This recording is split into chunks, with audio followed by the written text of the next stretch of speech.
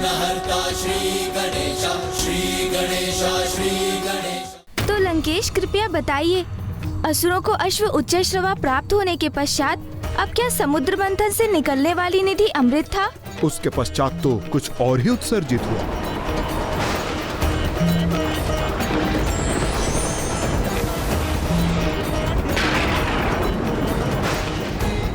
फिर सुंदर अप्सराएं उत्सर्जित हुईं और देवताओं को ही उनका भी साथ प्राप्त हुआ। असुर महाराज बलि शांत अवश्य थे, किंतु उनके असुर अब धीरज खो रहे थे, निराशा की ओर बढ़ रहे थे और वहीं स्थित रहने पर विवश थे। अप्सराओं का सानिध्य प्राप्त करने की इच्छा रखने वाले असुरों को राजा बलि ने रोककर उन्हें शांत और स्थिर रहने का आदेश दिया, जिससे वो अपने मुख्य ध्येय पर अपना ध्यान केंद्रित रख सकें, अमृत प्राप्त कर सकें।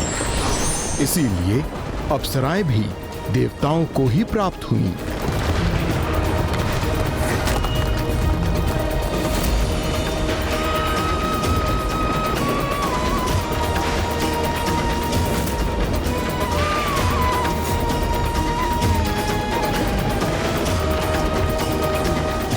अप्सराओं के पश्चात अब तो इस बार अवश्य अमृत ही उत्सर्जित हुआ होगा, है ना लंकेश? अभी नहीं गौरी पुत्र, अपितु इस बार तो वो निधि चंद्रमा थे। चंद्रदेव तो औषधि विज्ञान के साथ अन्य कलाओं के भी प्रतीक हैं, जो माता लक्ष्मी अर्थात श्री के विद्या लक्ष्मी रूप ही है।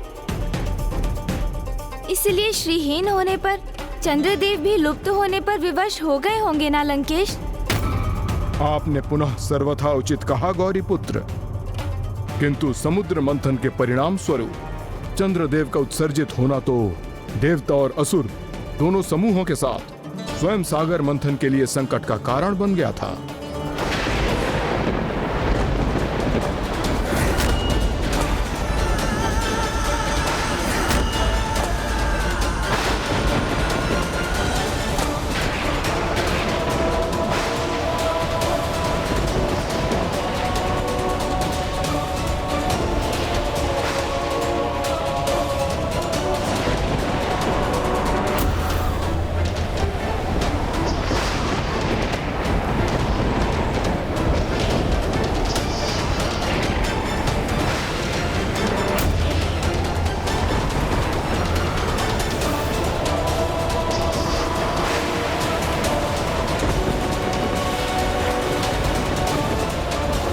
क्षीर सागर में आए इस तूफान का क्या कारण है? इस तूफान की स्थिति में हम समुद्र मंथन कैसे करेंगे? अब ये नवीन संकट क्या है?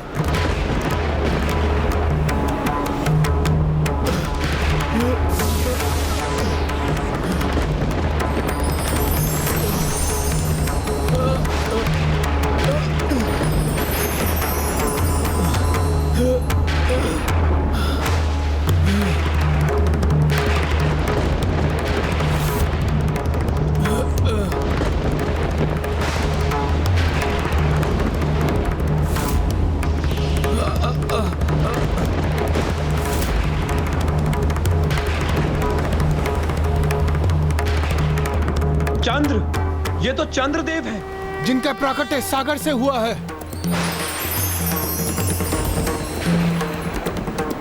इन्हीं के प्रभाव के कारण क्षीर सागर में ज्वार की स्थिति उत्पन्न हुई है।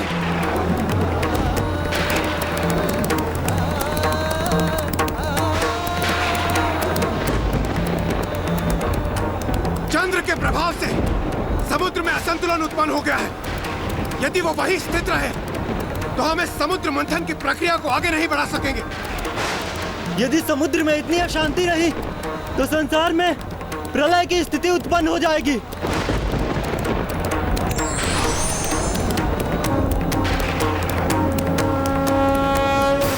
चंद्रदेव, कृपा कर अपनी ऊर्जा को नियंत्रित कीजिए।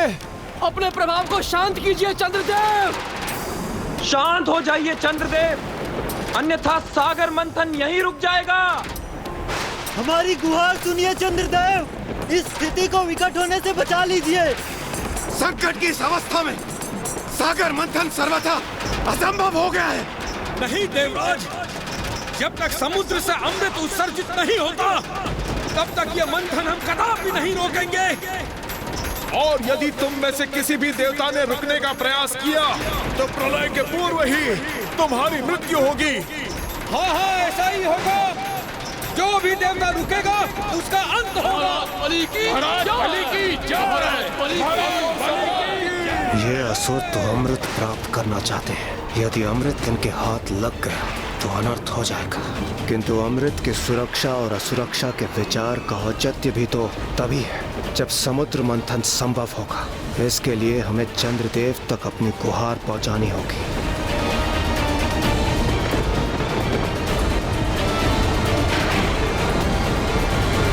फिर क्या हुआ लंकेश?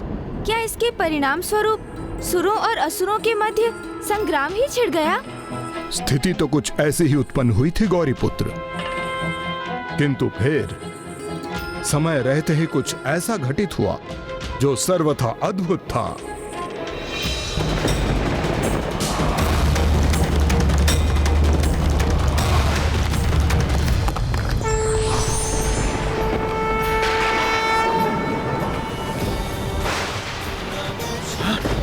महादेव,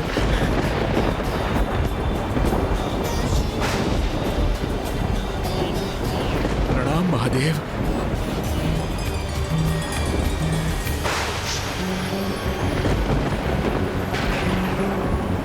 चंद्रशेखर चंद्रशेखर चंद्रशेखर रक्ष मां। चंद्रशेखर चंद्रशेखर चंद्रशेखर पाहि मां। रत्नसानुशरासनं। चंद्रशेखर चंद्रशेखर चंद्रशेखर रक्ष मां। चंद्रशेखर चंद्रशेखर चंद्रशेखर पाहि मां। रत्नसानुशरासनं। रजताश्रीनिकेतनं। सिर्नीकृतभगिरमच्युतायन सायकां। क्षिप्रदक्त्रिदिवालयैरभिवन्दितं चन्द्रशेखरमाश्रये।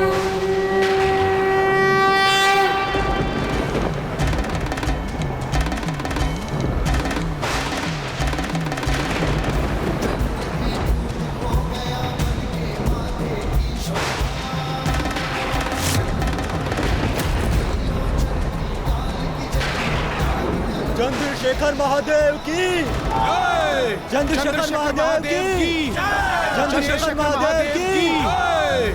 चंद्रशेखर महादेव की जय। अर्थात प्रभु महादेव ने विषाक्त हलाहल से सृष्टि की रक्षा की और नीलकंठ महादेव कहलाए। उसी प्रकार प्रभु महादेव चंद्र की शीतल ऊर्जा की रक्षा करने के लिए भी प्रकट हुए और चंद्रशेखर नाम भी स्वीकार किया।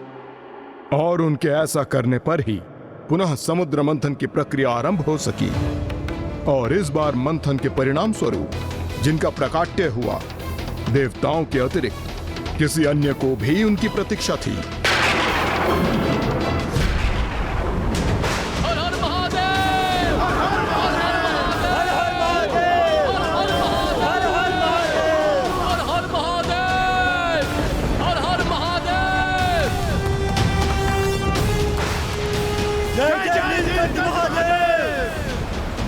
हर हर महादेव।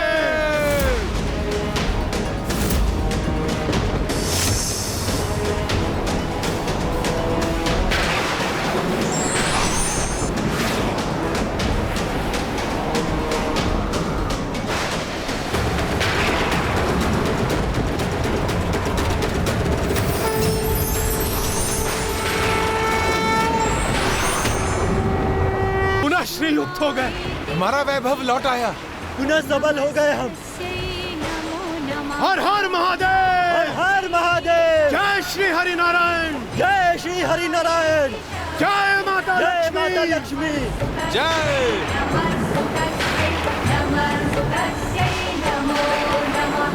या देवी सर्वभूतेषु प्रणाम प्रभु। नमस्तस्यै नमो नमः। महाराज, ये तो हमारे लिए सर्वथा उचित रहेगी।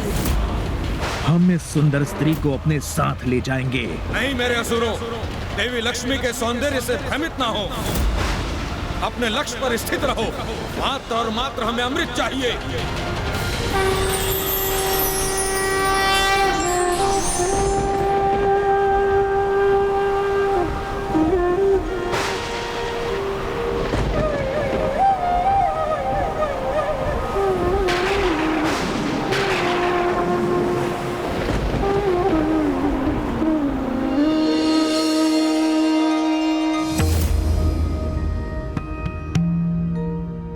कितने आनंद का क्षण है ये, क्योंकि अब प्रभु श्री हरि नारायण और देवी लक्ष्मी की प्रतीक्षा समाप्त हुई।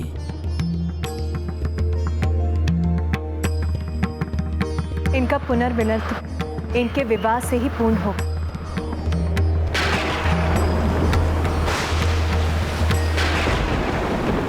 इस प्रकार श्री हरि नारायण और देवी लक्ष्मी का पुनर्मिलन सफल हुआ और सागर मंथन के संपन्न होते ही उनका विवाह भी हुआ।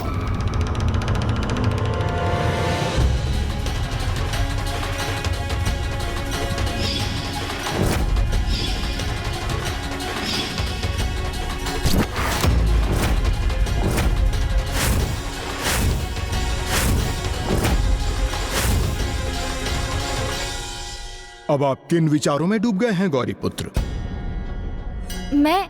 मैं तो बस श्री हरि नारायण के विवाह की कल्पना कर रहा था। अच्छा आप बताइए लंकेश, फिर आगे क्या हुआ? अब सागर मंथन से क्या उत्सर्जित हुआ? देवी लक्ष्मी के आगमन के उपरांत श्रीहीनता से मुक्त होकर समस्त देवता एक नवीन उत्साह से भर गए थे और पूर्ण शक्ति से मंथन में जुट गए। असुरों ने भी अपने उत्साह और शक्ति से समुद्र मंथन में देवताओं का साथ दिया और फिर वो क्षण आ ही गया जिसकी प्रतीक्षा असुरों और देवताओं को बड़ी आतुरता से थी।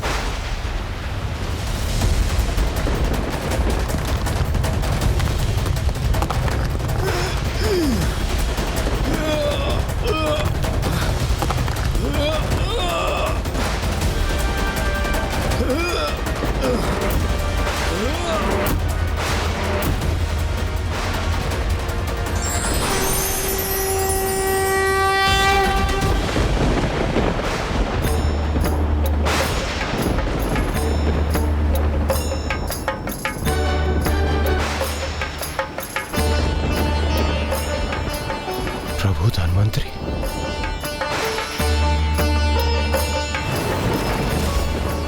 अमृत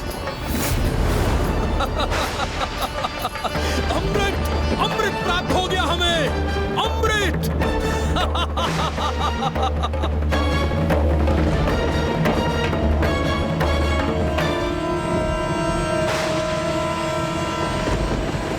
अब ये अमृत तो मैं किसी भी प्रकार पी कर ही रहूंगा, चाहे इसके लिए मुझे कुछ भी क्यों ना करना पड़े।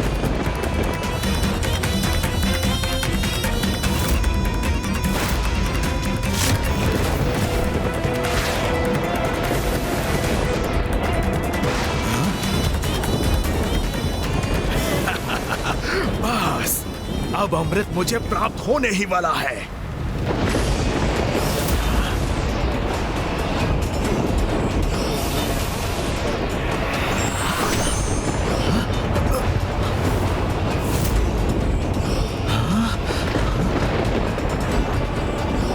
अरे ये अमृत कलश कहाँ चला गया? आश्चर्य, ये अमृत कलश अचानक से कहाँ अदृश्य हो गया?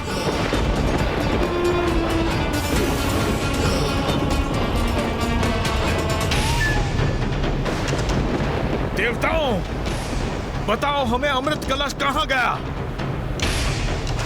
असुरों, तुमने क्या किया अमृत कलश के साथ? ये तो एक अत्यंत ही विकट स्थिति उत्पन्न हो गई थी देवताओं के लिए लंकेश, कि अमृत कलश कहाँ लुप्त हो गया। किसी और को ज्ञात हो या ना हो, किंतु आपको तो ज्ञात था ना गौरी पुत्र। कदाचित आपको उनकी स्थिति पर आनंद आ रहा होगा गौरी नंदन, परंतु देवता और असुर अब दोनों ही दबाव में थे और फिर देवता एवं असुरों के मध्य एक कलह की स्थिति उत्पन्न हो गई थी। हमसे छल मत करो देवताओं, हमें बताओ तुमने कहां छिपा रखा है अमृत कलश? अन्यथा तुम में से कोई भी अमृत पान करने हेतु शेष नहीं बचेगा।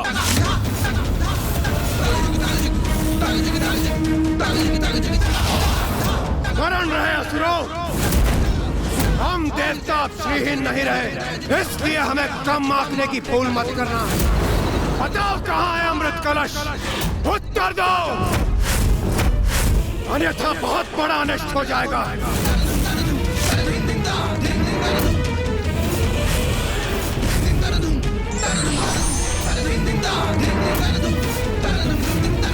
देवताओं, मेरे और मेरे असुरों के धैर्य की परीक्षा मत लो।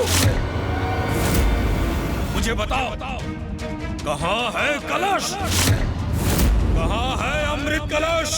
तुम हमें बताओ असुरों, कहाँ है अमृत? हर हर महादेव! असुरराज बलि की जय! न वो देवताओं के पास है, न असुरों के पास।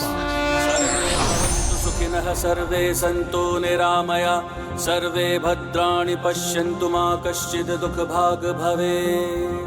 ओम वो तो किसी और की ही इच्छा से अदृश्य हुआ है।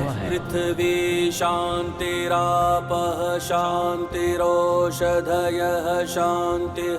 न असुरों ने और न ही देवताओं ने, दोनों ने महागणाधिपति जी की पूजा नहीं की थी। ब्रह्म शान्तिः सर्व शान्तिः। तो आप दोनों को बिना विघ्न के अमृत कलश कैसे प्राप्त हो सकता है? शान्तिरेधि। ओम। इस विघ्न से मुक्त होना चाहते हैं तो विघ्न हर्ता प्रथम पूज्य गणेश की पूजा कीजिए।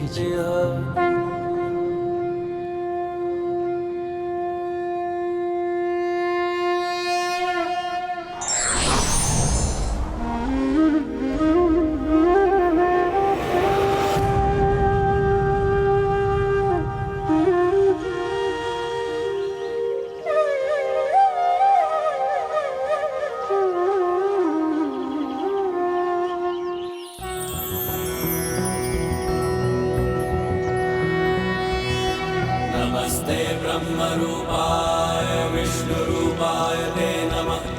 नमस्ते रुद्ररूपाय करिरूपाय ते नमः। विश्वरूप स्वरूपाय नमस्ते ब्रह्मचारिणे।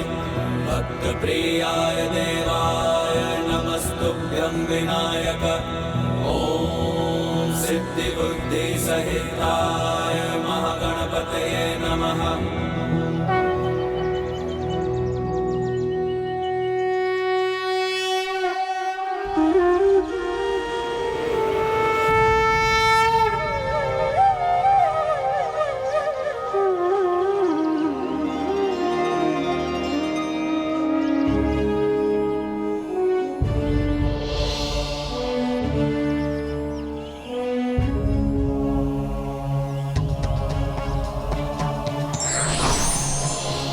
सिन्दूरवर्णं द्विभुजं गणेशं लम्बोदरं पद्मोदले निविष्टं ब्रह्मादिदेवः परिसेव्यमानं सिद्धैर्युतं तं प्रणमामि देवं।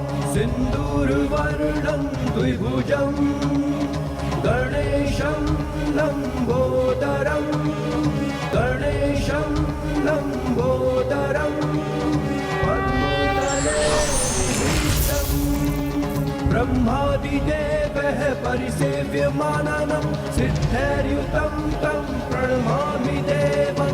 सिन्दूरवर्णं द्विभुजं गणेशं लम्बोदरं पद्मोदले निविष्टं ब्रह्मादिदेवः परिसेव्यमानं सिद्धैर्युतं तं प्रणमामि देवम्। तो वहां उस उदर के भीतर है अमृत कलश।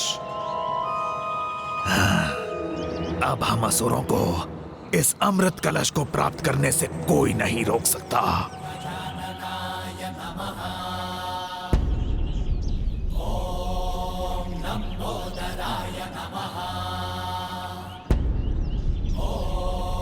शूर्पकर्णाय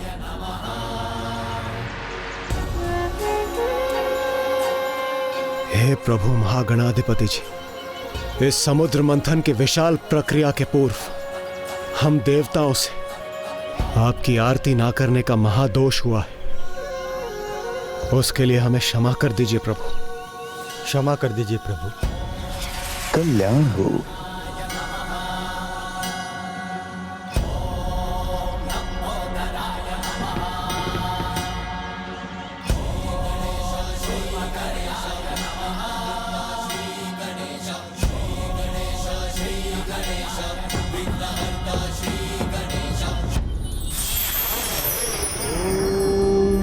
सिद्धि बुद्धि सहिताय महागणपतये नमः।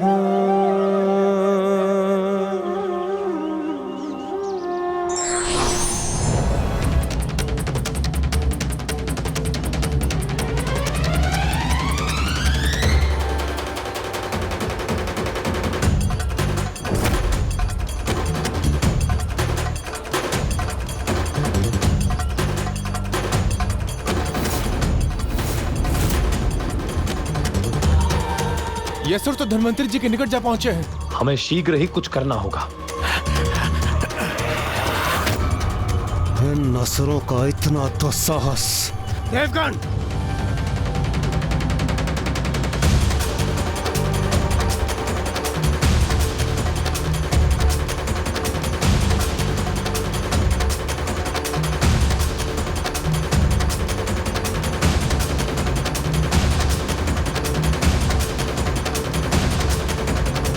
वो स्थान जहां आपने अर्थात प्रभु गणाधिपति जी ने देवताओं को आशीष दिया था, वो स्थान अब अमृत घटेश्वर के नाम से प्रसिद्ध है।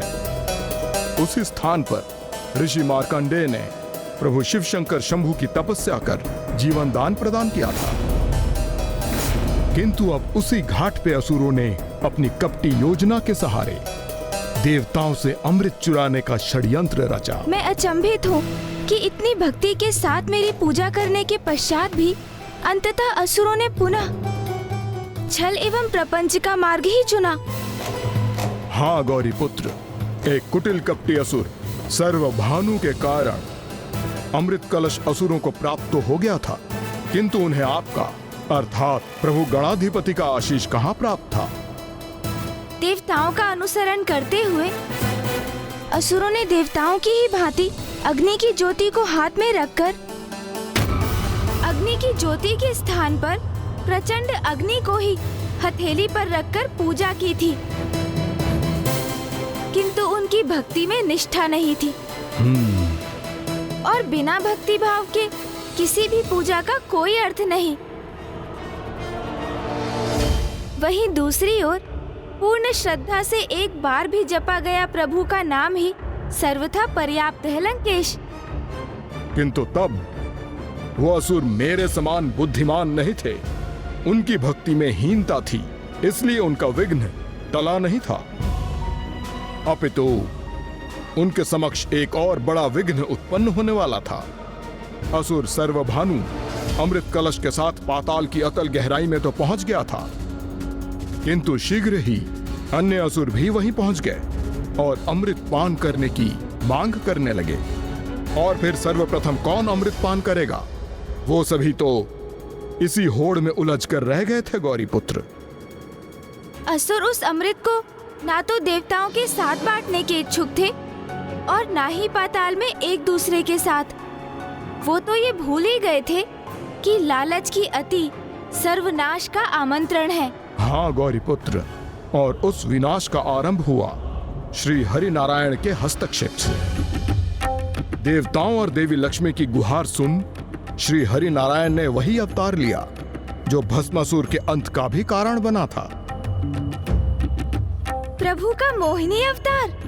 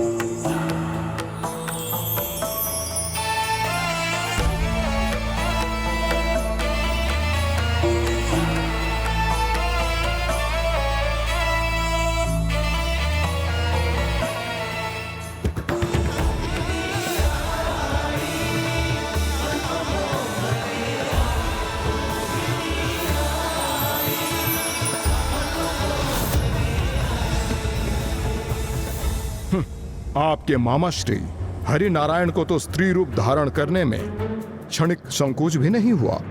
किंतु उसमें अनुचित क्या है लंकेश? पुरुष के भीतर उसका स्त्री रूप ही उसकी शक्ति होता है।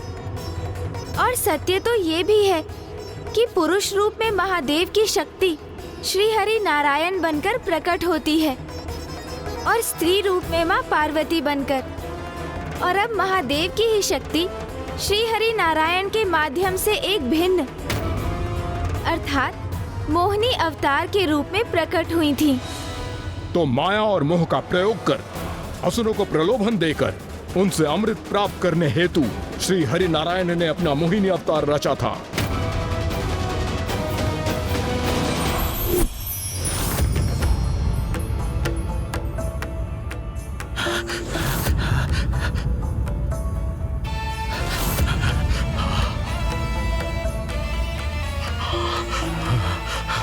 आप इतनी शीघ्रता से कहाँ बढ़ते चले जा रहे हैं?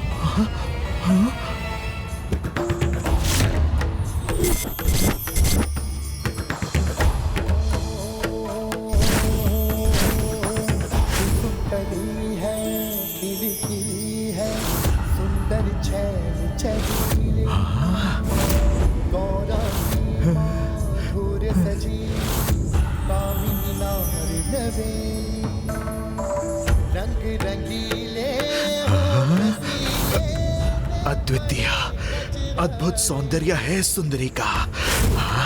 जो देखे कोई तन मन जीवन हारे। हो रहा अमृत कलश ये हमारा है।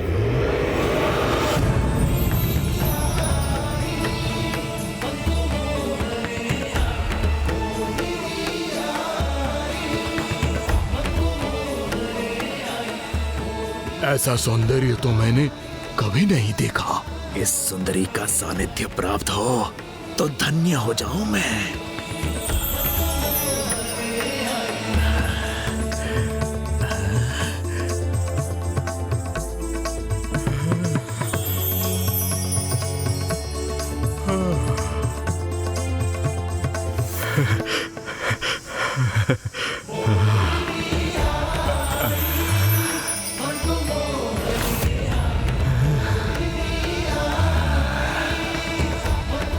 आप सभी इस अमृत का पान करने हेतु एक दूसरे से संघर्ष कर रहे हैं। किंतु ये कितनी लज्जा की बात है। ये सुंदरी कह रही है तो उचित ही कह रही होगी।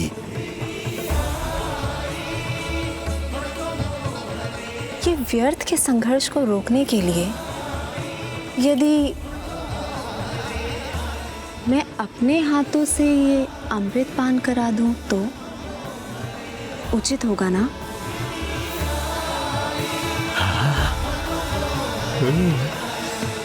हाँ, उचित रहेगा, सर्वथा उचित।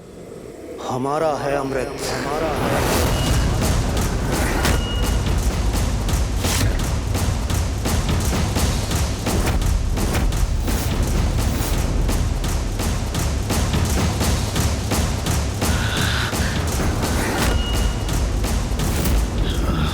हमारा है अमृत और हम देवता इसे लेने आए हैं।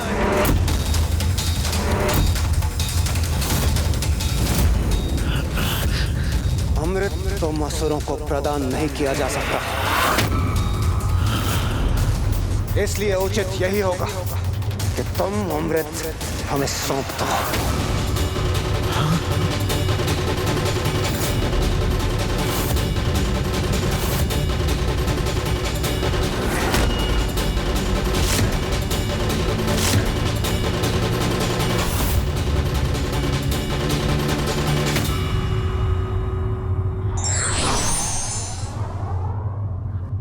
प्रत्येक पुरुष के भीतर एक स्त्री और एक स्त्री के भीतर पुरुष की शक्ति समाहित होती है, इसलिए दोनों को समान ही माना जाना चाहिए।